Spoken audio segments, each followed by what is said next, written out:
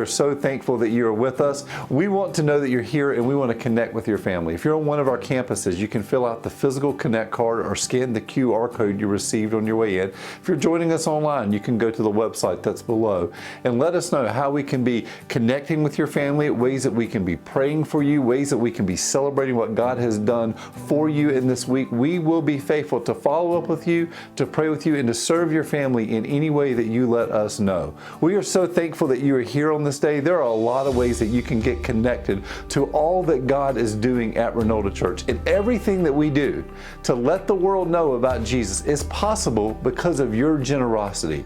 So if this is your church home, we would love for you to give to the work that God is doing through Renolda Church. You can either give in person or you can give by going to renoldachurch.org/give, and there you can make a gift. We promise you every dollar invested in Renolda Church will go to help the world know that Jesus is the answer that they're looking for. Wherever you are, whatever you're doing this day, celebrate the risen Christ with us as we worship His name.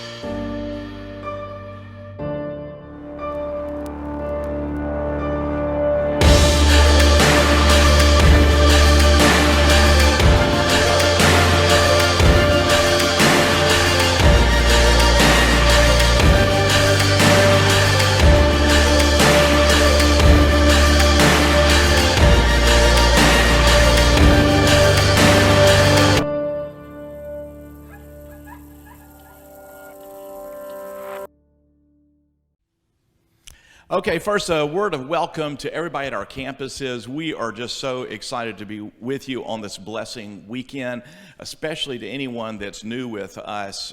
This is a precious and powerful time together, and look forward to hearing stories of everything that God does. And everybody joining us online, we're so happy that you're with us, especially if you're just checking us out for the first time. Okay, are you ready for some good news? Yeah. Just as surely as Jesus drew near to the disciples on the Emmaus Road so he could open up their spiritual eyes, he still draws near. And he still opens up the eyes of our hearts. And he has some beautiful things to show you. And we are in the midst of a series called Story Wars. And it is about the invisible battle that's going on. And it's not so much about just particular little issues, but the real conflict is about the story itself. And we began in Luke chapter 24, and as we are imparting a powerful blessing, we come back to Luke chapter 24. And I pick up reading at verse 13. And then I just have some brief comments, brief by my standards, and by anybody's standards. And then at all of our campuses, wonderful times of ministry today as you'll be led. Luke 24:13, that very day, two of the disciples were going to a village named Emmaus, about 7 miles from Jerusalem. And they were talking with each other about all these things that had happened. And while they were talking and discussing together, Jesus himself drew near and went with them. But their eyes were kept from recognizing him. And he said to them, "What is this conversation that you're holding with each other as you walk?" And they stood still, looking sad. They then shared with them all that had been taking place and all their disappointment. And at verse 27, and beginning with Moses and all the prophets, he interpreted to them in all the scriptures the things concerning himself, how all the word was about him. And at verse 30, when he was at table with them, He took the bread and blessed it and broke it and gave it to them. And their eyes were opened, and they recognized him, and he vanished from their sight. And they said to each other, "Did not our hearts burn within us while he talked to us on the road, while he opened to us the scriptures?" And they rose that same hour and returned to Jerusalem, saying, "The Lord has risen indeed." It's all about the story.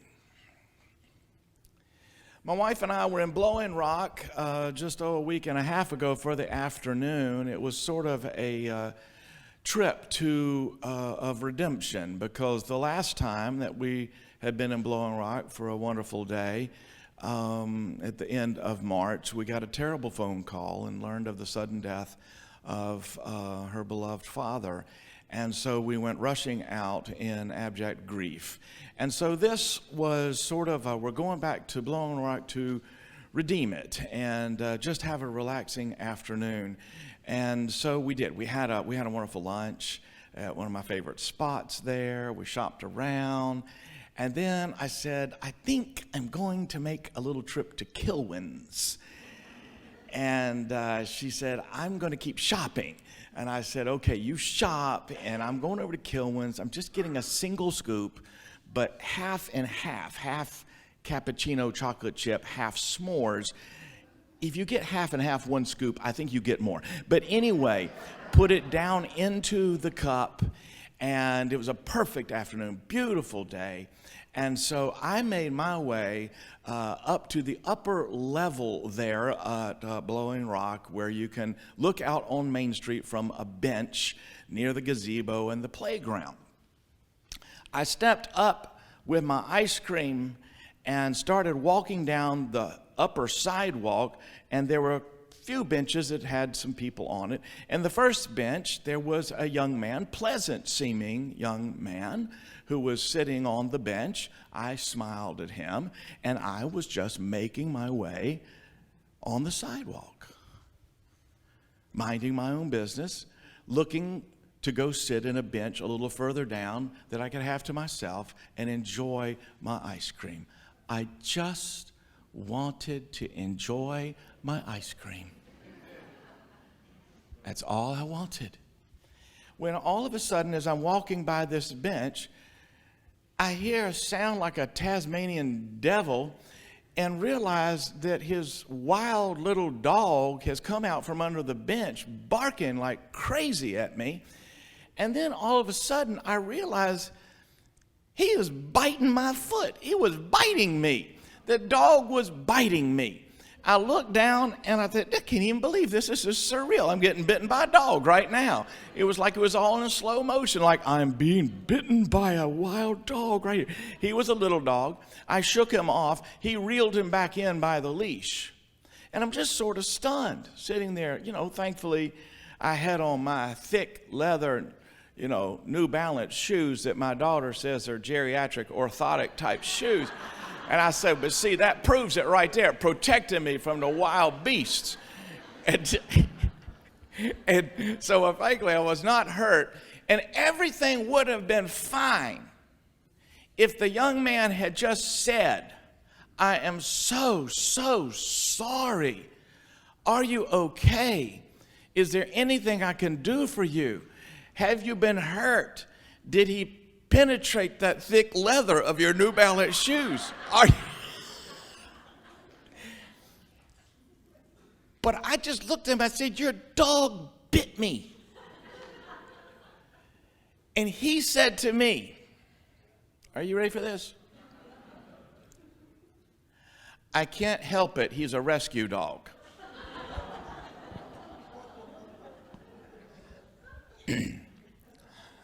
That's not what he should have said. That's not what you say when your dog just bit somebody. I can't help it, he's a rescue dog. Like I'm going to say, oh, he's a rescue dog. Well, in that case, here's my other foot. Let's let him gnaw on that one for a while. Here's my arm. He might enjoy some tender flesh. Since he's a rescue dog, let's let him have whatever he wants. I said, I don't care if he's a rescued dog. He just bit me. Again, if he had said, I'm so sorry, you're right. It doesn't matter that he's a rescue dog or a purebred. He shouldn't be biting innocent people on this sidewalk. But he didn't say that. He then said, well, he seemed fine until you walked by.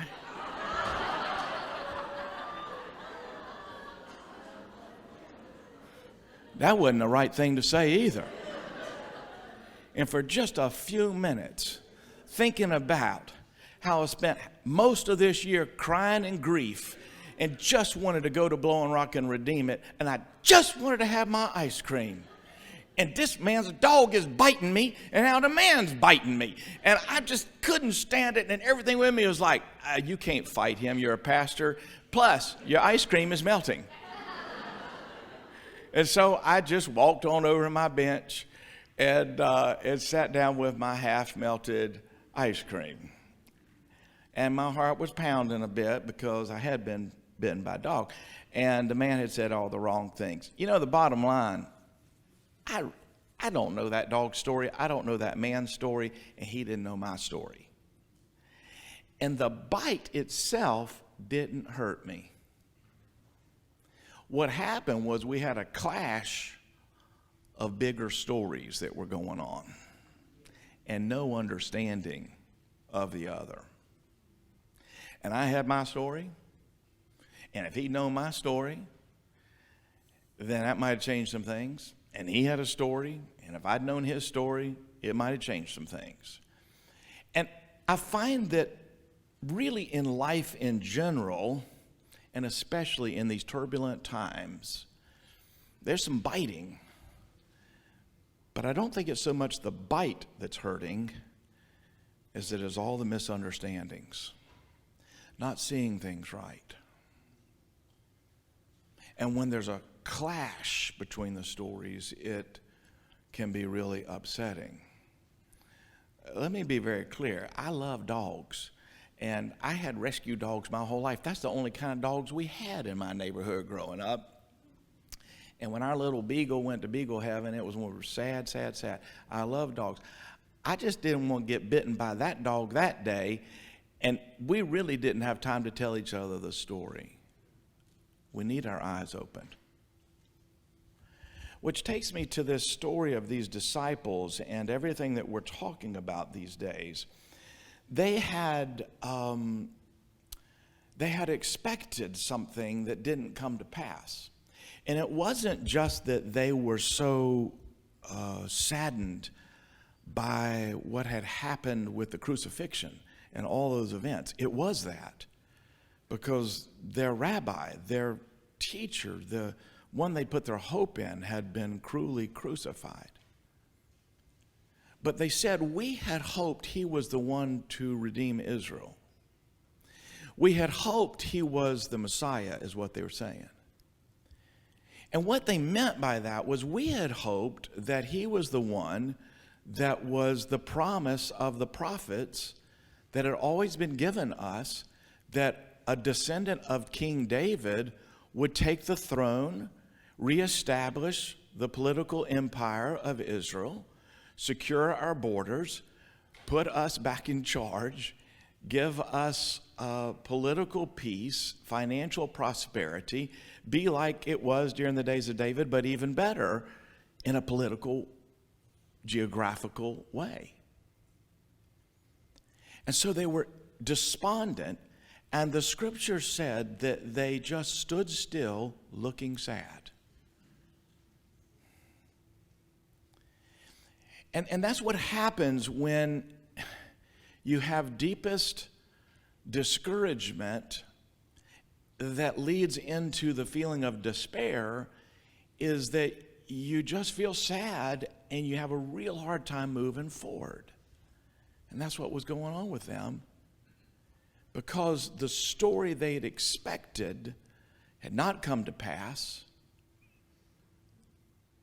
and so their whole world was falling apart. And what Jesus did was he just came and drew very near to them, let them talk, let them grieve, went home with them, broke bread with them. And all the while, he was telling them what the scriptures were really all about. He was telling them how the scriptures were all pointing to him. He was telling them a new narrative. And when they broke the bread, their spiritual eyes were opened and they recognized Jesus. And can you imagine the joy that they felt in recognizing him? And the thing I love about the story is not just that they discover Jesus is alive, and what a celebration that is, but it points out this incredible truth. The crucifixion and resurrection had already happened, so the disciples were already blessed. They just didn't know it. There wasn't something else that needed to happen in order for these Emmaus Road disciples to discover joy and peace and find new energy for living and have vibrant hope.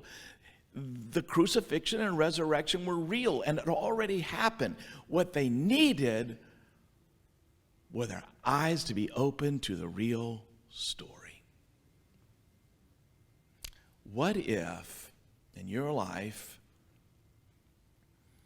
and in others, those that we'll speak blessing over all throughout this weekend, those online, and people everywhere could have their eyes, spiritual eyes, opened up to the truth? What would happen is people would be set free. We're in a battle over the story. And so we want to bless you that you would have the kind of spiritual eyes that would see the story for what it really is. And so I'm blessing you, we're blessing you, that you may experience the eye-opening miracle of those Emmaus Road disciples when Jesus himself drew near and their story changed. And so we bless you, I bless you to recognize Jesus, the risen Lord, up close. Blessing you to discern, to distinguish, to know the difference from culture's false tales and the truth, the true gospel story. And we're blessing you that you would have a renewed burning passion, a true heart warming in the presence of the Holy Spirit, so that your heart would burn with passion to share the best story ever. Sometimes the dogs bite, sometimes the ice cream melts. But if you know the real story of the love of God for your life, it changes everything. And that's the gospel.